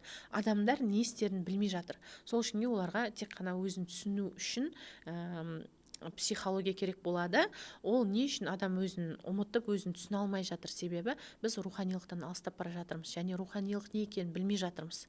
Бізде технология дамыған кезде біз руханилықтан кетеміз де, біздің миымыз факттармен сөйлейтін болады. А руханилық жағын ұмытамыз. Мәсаған, мәмәған деп қаламыз. Сол үшін 9-шы период болғаннан кейін, бұл ең соңғы 1, 2, 3, 4, 5, 6, 9 болатын болса, ең түбі болғаннан кейін бұл жер қараңғы. Бұл жерге жарық керек, адамдарда энергия жоқ деген содан. Сол үшін адамдар бір-бірінің энергиясын ұрлайды. Ұрлағанда енді прямом смысле емес, ұрлағанда мысалы саған бір қызмет жасайды, алдайды, или мысалы өзі білсе білмесе де жаңағы бағана айттық қой, бір нелер көбейіп кетті ғой, осының алдында бизнестің аты жаман шығып кетті ғой, білесің ба? Продюсерлер көбейіп кетті, наставников, менторов деген сияқты нәрселер көбейіп кетті. Ол сөздерді істеткімізде келген жоқ. Қазір кезде мен енді қорықпай инфобизнес саласындамын деп айтамын. Енді мен ақпарат беретін болғаннан кейін ол инфобизнес деп айтылады. Ол инфобизнес деген ол өтірікші, инфо-цыган деген емес қой. Енді ол адам өзінде жоқ білімді уәделеп, өзінде жоқ білімді, мысалы бағанағыдай түрін әдемі көрсетіп алды, Инстаграм әдемі жасап алды, ар жағында білім жоқ, пустота. Соған алданғаннан кейін көп адамдар ол саланы жақтырмай қалды. Иә, 2 жыл, 3 жылдың ішінде мынау нені өте жаман қылып көрсетіп тастады, өйткені алданғандар көбейіп кетті ғой. Иә, себебі ол действительно сондай еді. Себебі адам өзінің ар жағында ешнәрсе жоқ, бір нәрсені жаттап алады, біреуден 1,5 миллионға оқып алады, енді ақшасын шығару керек, ол ақшаны. Не істейтін адам үйретеді наставнигі, сен жаңа әдемі киін, бренд ал, мына жерге қуанышты көрсет, мына жерге жаңа адам қуанған эмоцияларды бер адамдарға, сөйтті өзіңнің сабағыңды сат дейді. Сосын сабағын сатқаннан кейін адам өзінде жоқ болса да бір нәрселерді жаттап алған нәрселерін айта бастайды. Сол үшін ол тоже енді ол заманға сай болып жатқан дүниелер деп айтатын ем. Бір сөзіңізде айттыңыз, ракета, космос саласы дамиды деп. Қандай негізде айттыңыз оны? Ракета саласы ол ұшқыр болғаннан кейін, мысалы біз отты тездікке теңейміз. От лап ете қалады. Сол үшін де бізде көп адамдар қазір онлайнға лап етіп шығаттағыны, бір видео сатып кететтігі, миллион просмотр болаттағыны, ол адамның түрін де танымайсың, түрін бір танып қалуы мүмкінсің, аты жөнін білмейсің, видеосынан ғана танисың. Бағана айттым ғой, мұрты бар, жаңа парк киіп алған деп айтып жатырмын ғой, енді суреттеп. А мен оның аты жөнін де білмеймін. Сондай бір тренд болады, кейін жоқ болып кетеді ол адам. Мына жұлдыз сияқты ғой, бір жанат өшеді, бір жанат. Сол үшін жұлдыздар өте көп. Инстаграмды ашып қалсаң, бәрі өздері бір жұлдыз, иә. Мысалы, мені де танып жатады адамдар, сені де танып жатады, иә. Сол үшін барлық адам жұлдыз бола бастады. Ракета ол мына ұшқыр болғаннан кейін, тездік болғаннан кейін сол салаға адамдар ақша құя бастайды. Өзін мына кім Илон Маск ба айтып шықты ғой, есінде ма, бір нәрсе құрам, или болмаса бір жерге апарам деген сияқты, сол сала дамитын болады. Егер қазір адамдардың жас балдарыңыздың IT-ға қызығушылығы бар болатын болса, онда сол IT саласында жаңағы кім ашады деп жатыр, Илон Маск бір нелерін ашады деген бір жаңалықта көріп қалдым, соларға барған дұрыс. Себебі 8-ші периодта барлығы компьютерға салды ғой, көбісі салмады, салған адамдар байыды, кімнің Билл Гейтстің, жаңа Стив Джобстың жаңа нелеріне салаларына салған адамдар байыды, иә. Сол үшін мына ракета, ғарыш, космос деген тема шығатын болса, енді шыншыл темалар шығатын болса, мына мемлекет қолдайтын, иә, түбі бар, иә, алдам қалмасын деп жатқан ғой адамдардың, болатын болса соған бару керек. Мысалы, мен ұлымды қазір Шанхайда оқиды. біз оны киберзащитаға береміз. Не үшін киберзащитаға береміз? Себебі біздің мына мемлекеттік нелерімізге де, программаларымызға да барлық базаларымыздың барлығына защита керек. И ол мамандық алда өте қатты дамиды, и ондай мамандар спроста болады. Тек қана IT-ді тауып программирование жазу емес қазіргі мақсат. Сол программаларды защита қою, себебі қорғаусыз көптеген базалар, қорғаусыз программалар бар. Сол салалар дамиды, және космосты зерттеу, оларға енді сәл ерте, бірақ 34-ші жылдан бастап ол салалар шыға бастайды. Келесі бірінші периодтың энергиясы кіре бастаған. Бірінші периодтың энергиясы, ракета 9-шы периодтың энергиясы, ол енді жайлап шығып жатыр. Ал бірінші периодтың энергиясы екеуі қосылады, бір 10 жыл алдын келіп әсерін берген кезде ол прям вспышка болып дамитын болады. Өйткені ғылым келеді дедіңіз, бірінші периодпен бірге. Біз ауаны, космосты зерттегіміз кеп бастайды дағыны, сол жақтың барлығы зерттеле бастайды.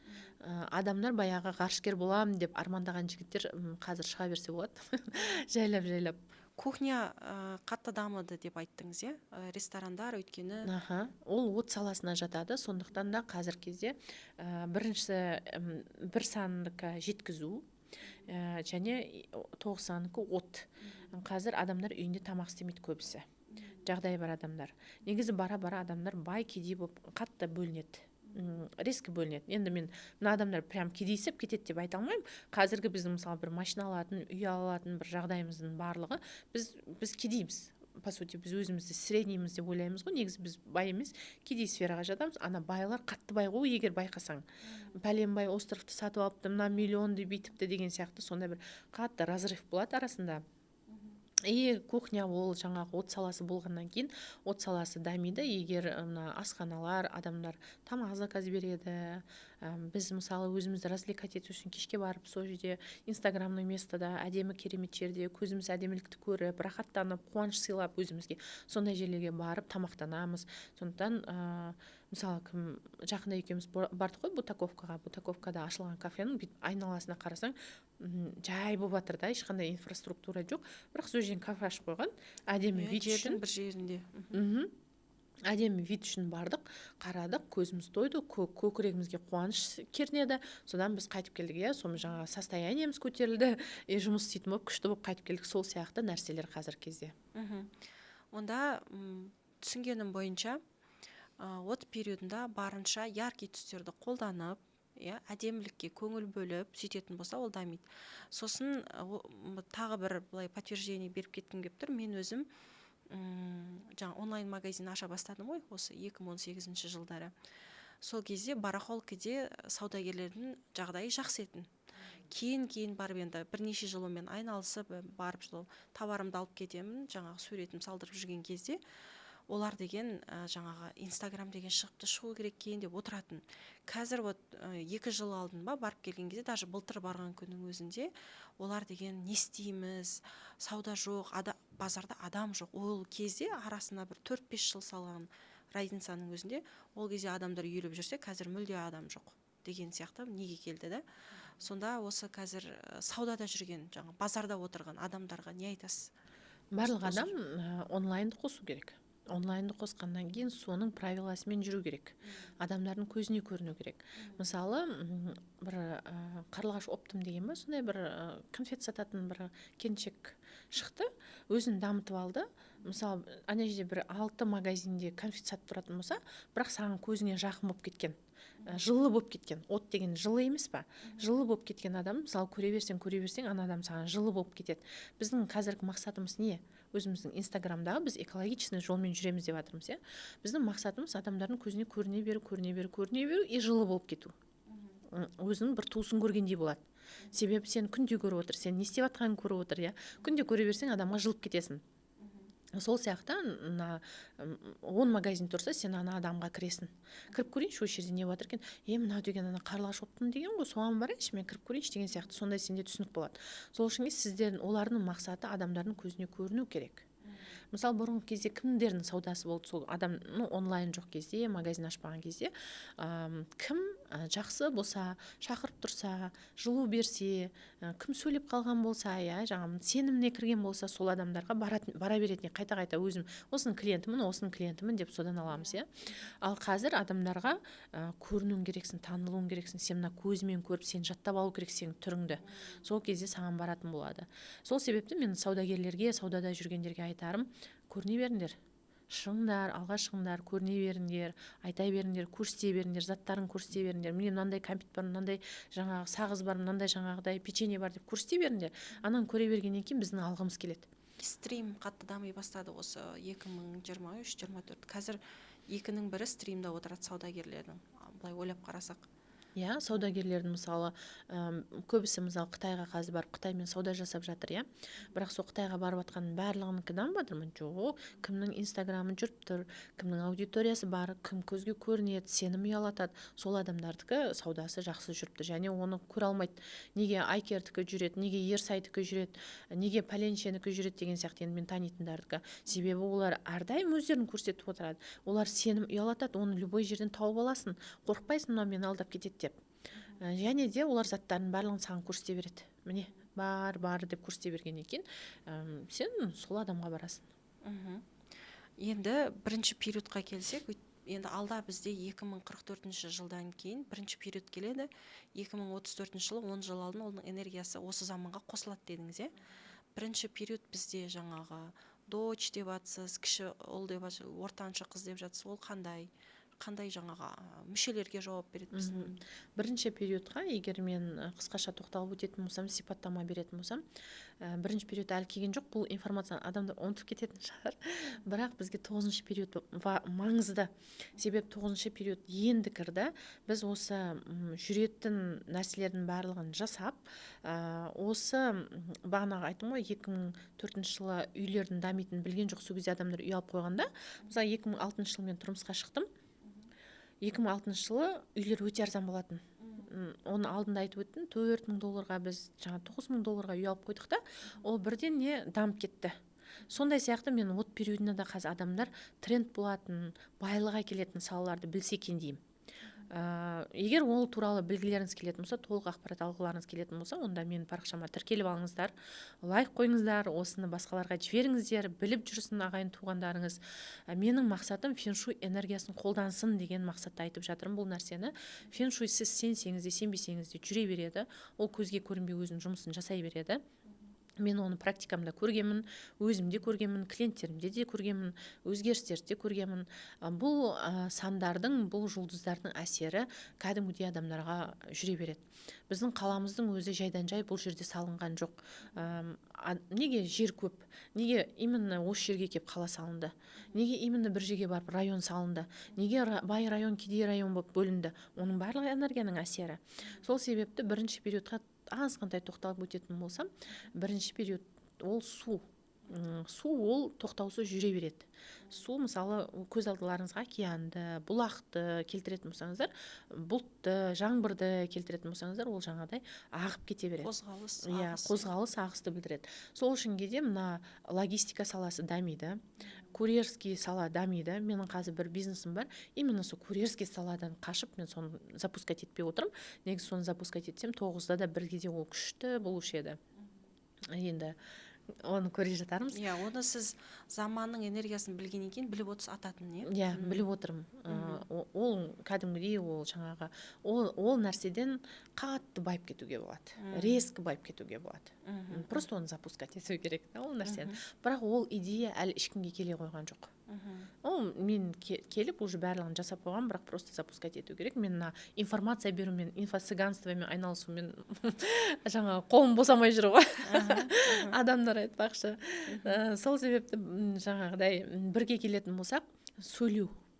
Сол үшін тіл үйреніңіздер. Қазір сөйлейтін аппараттар шығып кетті. Перевод жасайтын. Сөйлейтін болсаң, сен еркін жүретін боласың. Судың ағысы еркін емес па?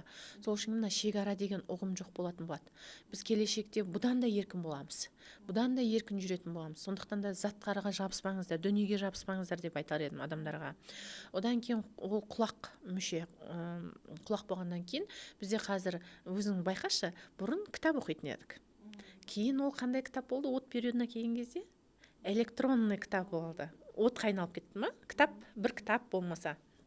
Енді келесте су периодына қандай құлақ болатын болса, қандай кітапқа айналады? Аудио кітапқа айналады. Сол үшінге аудио кітаптар дамитын болады.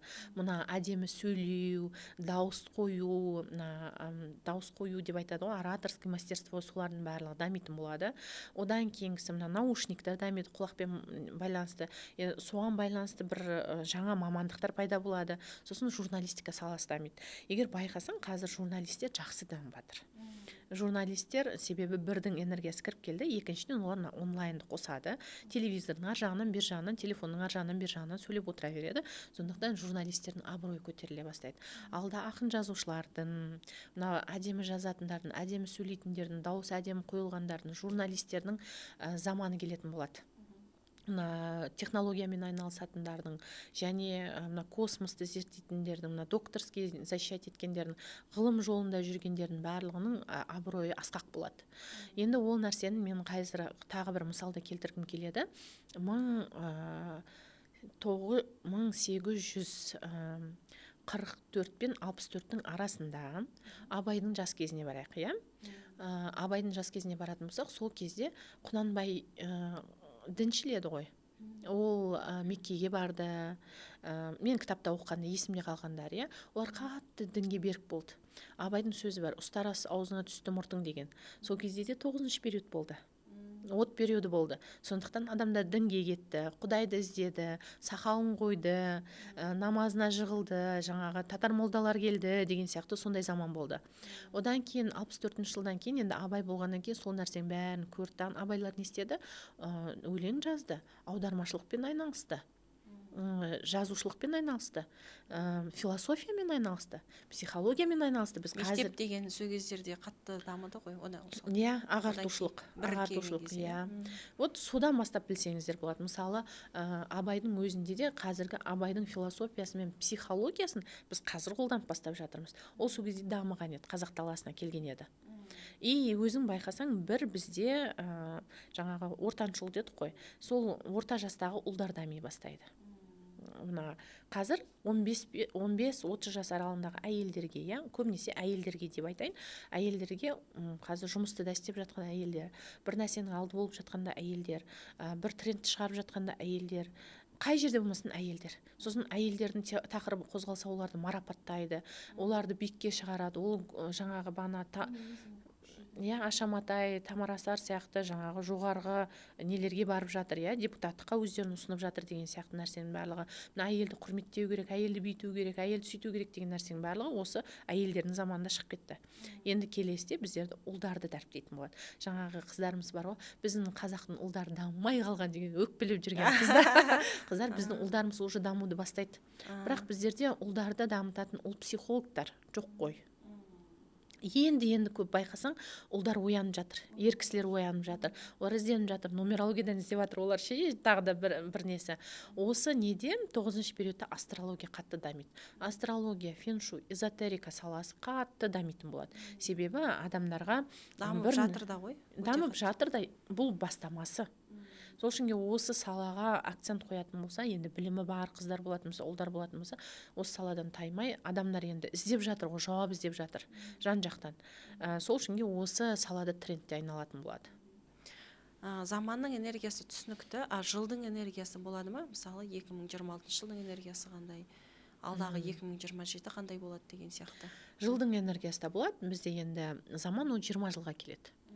Ал жыл барлық мына 20 жылында бірдей өтпейді ғой. Мысалы бір жылында сәл басқашалау болады, бірақ оттың тенденциясы болғанмен 2024 жылдан бастап. Бірақ 2024-тің бізде ұлу жылы болды, оны дракон жылы деп айтады. Ұлу жылында басқаша трансформацияға кетеміз деді. Это переход деді. Оны тек қана восточный астрологтар бізде аз, шығыс астрологтар, Қытай метафизикасымен айналысатындар, аз білімділер. Мына батыс астрологиясы бар ғой, жаңағы су құйғыш, тоқты деп айтатындар. Солардың өзі айтқан жоқ па, біз мына переходқа келіп жатырмыз дегенді солар айтты. Негізі осы екеуі бірге сай келіп жатады. Сол үшін 2024 жыл бізде трансформация жылы болды. Себебі не үшін? Айдаһар ол мистический жануар.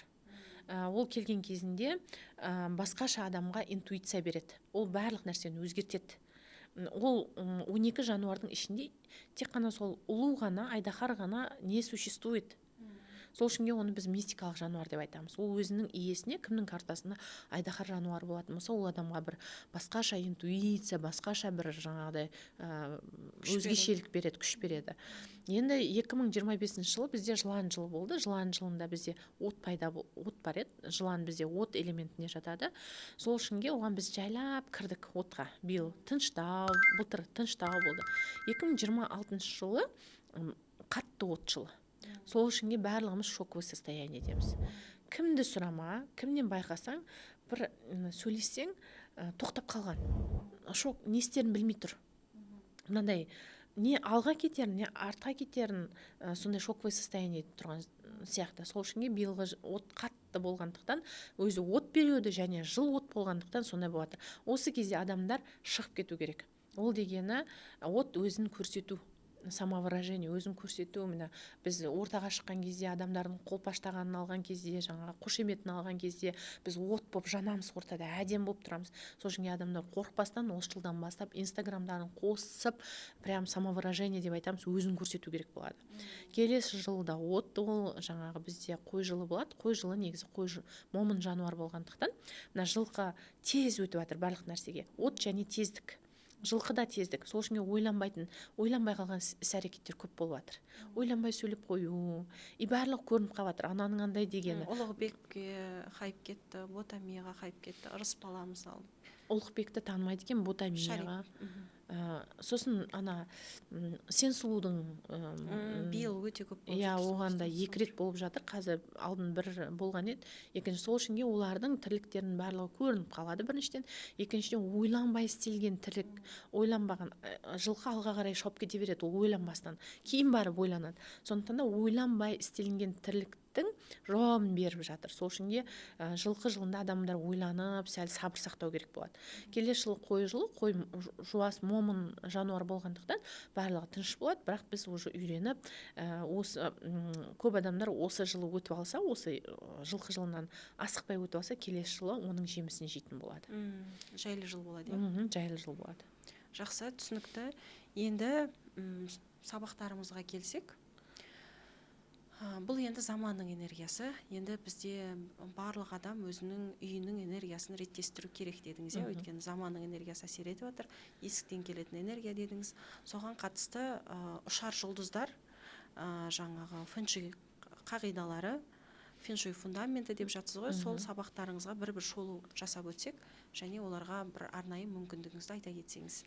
Ұшар жұлдыздар сабағы, мен барлығын мәжбүрлемеймін, фэншуйды білуің керексің, фэншуйды алуың керексің деп. Егер осы нәрселерді өзі ойланып, жүрегіне қалау түсіп, мысалы мен фэншуйды алайын, үйімді өзгертейін, мынау энергияларды қолданып білейін, балаларым үшін, өзім үшін дейтін болса, мен ұшар жұлдыздар деген кішкентай сабақ дайындап қойғам. Кішкентай дегенмен оның ішінде ақпарат өте көп. Ол жерде фэншуйдың фундаменті деген сабақта фэншуйдың қағидаларын дайындап қойғанмын.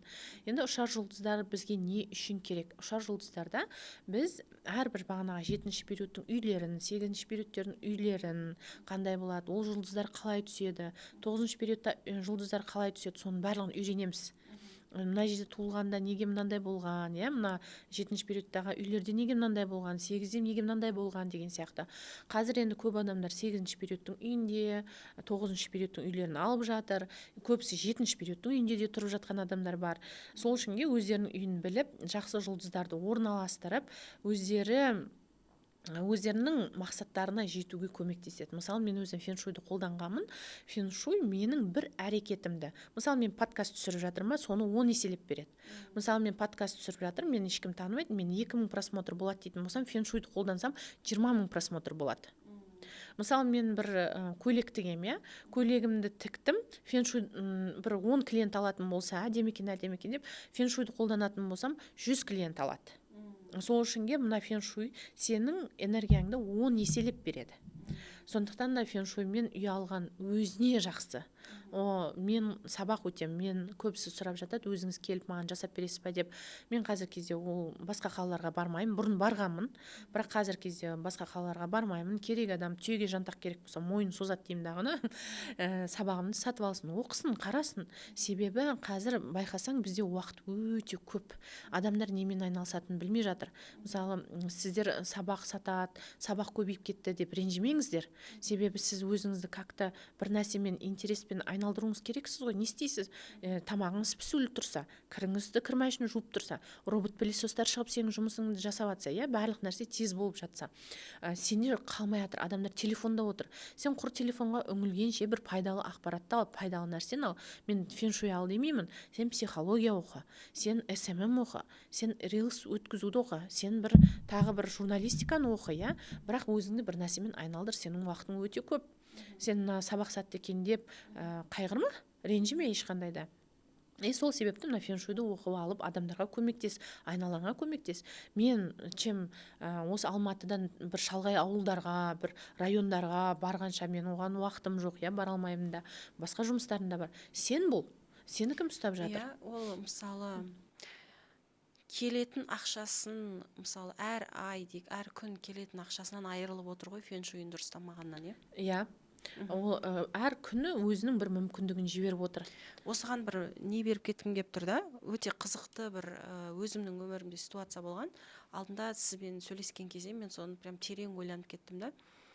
Менің бір құрбым болатын, ол деген күніне миллион табатын. Инфобизнес мынау енді шығып жатқан кезде білімі де жақсы болды, өзі де әдемі, сабақ беруі де күшті, нәтижелері де күшті болды да. Жақсы үй алып, машина алып, жағдайын жасап алған етін. Сөйтіп бір үйге көшіп келді ол. Жартылай төлеп алды, сосын төлей алмаған екен, ақшасын қайтарып алып, сондай шаруалары болып кетті. Бірақ сол үйге барған кезде түсініксіз настроением жоқ дейін, жақын құрбым болды. Настроением жоқ деп былай басына көрпесін осылай орап алып жататын үйіне барған кезде. Депрессияға түсіп. Үйіне барамын да мен оған мотивация беремін. Сен неге жатсың? Мен сені түсінбеймін. Мотивация деген сөзді от қой. Сен жақ жібереді ғой былай. Сөйтіп үйіне барамда мен оған айтам, сен неге жатсың? Сенің 71 бәле мың подписчигің бар. Сен күнде миллион тауып жүрген едің ғой. Не болды саған деп. Білмеймін дейді. Солай жата береді. Сол үйге келген кезде жаңағы состояниясы түсіп кетті, ақшасы түсіп кетті, машинасын төлей алмай қалып, тағы бірден кредит алған етін, соны сатуға мәжбүр болды, қарыздары пайда болды үлкен. Соңына келген кезде оның тіпті әке-шешесі үйінен қуып жіберген, енді дымы қалмағаннан кейін, ақшасы жоқ болғаннан кейін прям состояниясы құлады, әке-шешесінің үйіне барып, әке-шешесі қуып шықты соңында. Сол кезде ғана жаңа үйді ауыстырды ғой енді. Менде енді арам ой жоқ қой, ол үй әдемі етін, арзандау етін, районы жақсы етін, орбитада етін да. Сөйтіп, дым арам ойым жоқ, онда сен көшіп жатсаң, мен барайын дедім да, сол үйге көшіп бардым. Ең қызығы, туры сол адамның состояниясы менде қайталанды ғой. Мен туры солай басымды осылай көрпеге орап жата беретін болдым. Ол үйде примерно 1,5 жылдай тұрдым. 1,5 жылдың ішінде маған RAV4 машинам бар етін, 20 миллион тұратын. Минусқа кеткен кезің сол үйде болды. Сол үйден басталды. Мен оған дейін прям жанып тұрған едім, айына 5-10 миллион тауып. Сол үйде сол машинамды сатуға мәжбүр болдым. Менің атыма арыз түсті, анау болды. Оған да арыз түскен. Тура сол проблемалардың бәрі менде қайталанды. Прям состояние жоқ. Тіпті тұрып тісіңді жууға, посуданы жууға шама жетпейтіндей бір үйің бардак болып кетеді ғой, сондай. Ананың состояниясы менде қайталанды. Оны мен сіз айтқан кезде ғана ойландым, сол үйдің энергиясы нашар болған екен ғой деп. Өйткені сол проблема менде дәл қайталанды. Машинам сол жерде, екінші машинаны алдым, екінші машинамен авария болдым, бір емес бірнеше рет. Бір бәлесін шақып кетеді, бір бәлесі өсу болмады, тек түсу болды. Тек қана минусқа кеттім. Прям былай сүйретіліп шықтым ғой ана үйден. Мен сол нәрсені адамдарға айтып жатырмын ғой, бір адамның тағдырын дәл сол үйге барған кезде сен қайталайсың. Неге? Неге сен басқа адамсың? Себебі ана жерде жұлдыздар жаман үйлер болады. сол болса сен жолама, сен одан да осы феншуй сабағын ал, үйреніп ал ұшар жұлдыздарды өзің үшін, балаларың үшін, күйеуің үшін, иә. Себебі алда 9-шы периодтың жұлдыздары өте жаман. Сен мәз болма, қазір мына жерде үйді выгодно алдым, ипотекаға алдым, пәленге алдым деп сен мәз болма. Сен тексеріп көріп ал, ешкімнен ұялма, өзіңнің өміріңді өзің жаса деп айтып жатырмын. Сол себепті мен қазір ұшар жұлдыздар деген сабақ шығарғанмын. Оны алдында да көп адамдар сатып алып, 2 жыл алдын запуск жасаған кезімде көп адамдар сатып алып, пайдасын көріп, рахметін айтқан. Енді барлық нәрседе нәтиже оқысаңдар ғана болады. Оқымасаңдар болмайды. Қазір кезде оның бағасын 189 мың деп қойдым. Ол жерде оны оқығаннан кейін мына бас деген тық етіп ашылады ғой. Мынау не деген керемет деген сияқты адамда состояние болады. Одан кейін оған қосып феншуй фундаменті деген сабақты бердім. Себебі екеуін бірге алып жүру керек. Мына үйдің жұлдыздары жақсы болса да, сыртқы жаңағы феншуй фундаментімен беретін қағидалары жаман болса, онда үйдің жұлдыздары сәл, жақсы жұлдыздардың өзі сәл жай энергиямен жұмыс жасайды. Ал сырты да іші де жақсы болатын болса, ол жерде адам атады дей ма, не дейді, космос ракета болады да, сондай нәрсе болады. Сол үшінге өздеріңіз оқып алыңыздар, біреуге сүйеніп, қашан Ирина келеткен, қашан маған пәленше жасап береткен деп отырмастан өздерің оқып алып, оны үйреніңдер Былай деп ойлап айтамын. қарасам, сол 20 миллион машинадан айырылғанша, екінші машинамнан да айырылдым ғой сол үйде тұрып. Сонша минусқа кіргенше маған сол кезде выгодно болатын еді. Лучше фэншуйді біліп, сол жерде соны дұрыстап или сол жерден көшіп кетемін білсем, мысалы білмегеннен кейін сондай үлкен минусқа кіріп кеттім да мен ол кезде. Қазір қарап отырсам, лучше ондай үлкен потеряға барғаннан гөрі лучше фэншуйін дұрыстаған дұрыс сияқты.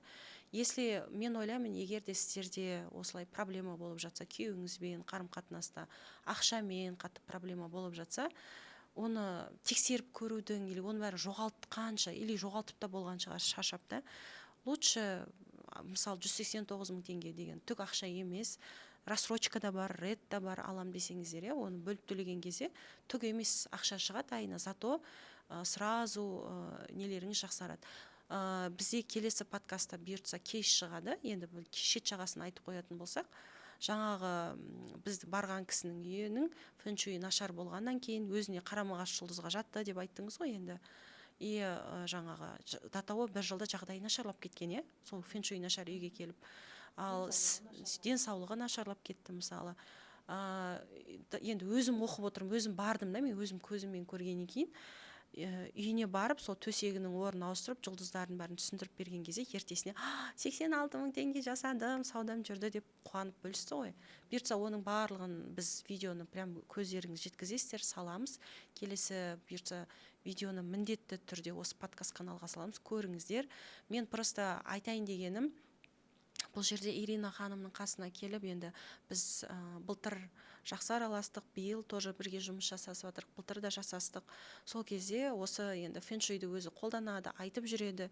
И шын мен оның нәрсені қатты жұмыс жасайтын көзім жетті. И өзімнің тұрған үйлерімді қарасам, сол адамдардың тағдыры қайталанған. И если менің қолымда осы қазіргі білім болатын болса, мен ерегіспестен, тексерместен сол үйімнің фэншуйін просто дұрыстай салатын едім. Чем оның барлық ол қиындықтың бәрін қайтадан бастан кешкеннен гөрі. Өйткені ауыр ол.